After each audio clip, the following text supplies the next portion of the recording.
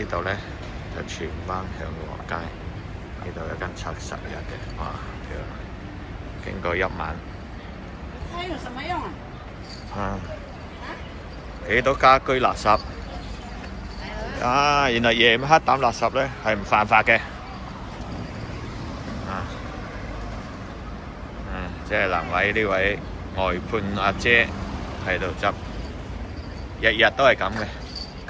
我諗應該揾架貨車嚟車就啱啦。呢啲就係呢條享和街啊，紙皮又有啦，乜都有。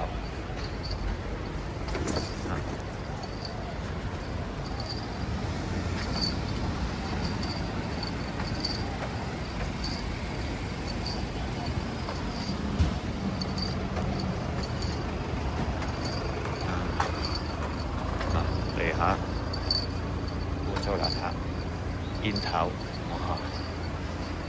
呢個車底嘅煙頭犀利啊！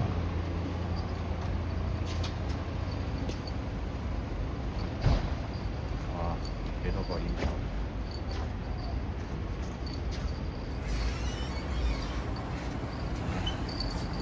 唔見隻貓呢？哇！仲要賣廣告，幾污糟。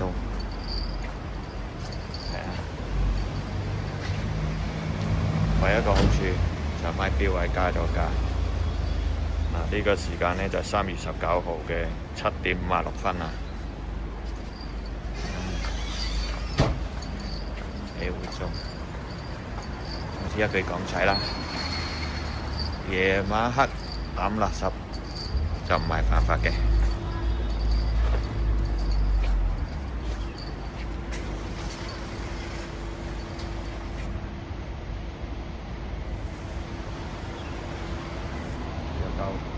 夠鐘啦，飲品夠鐘。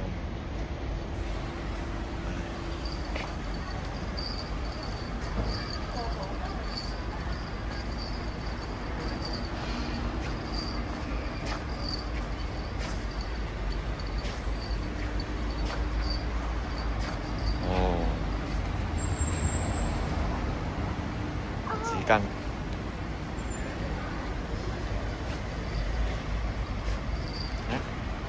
呢位媽咪又教得好啦，個女會自己孭書包。好啦，又到好彩酒樓入去飲茶啦。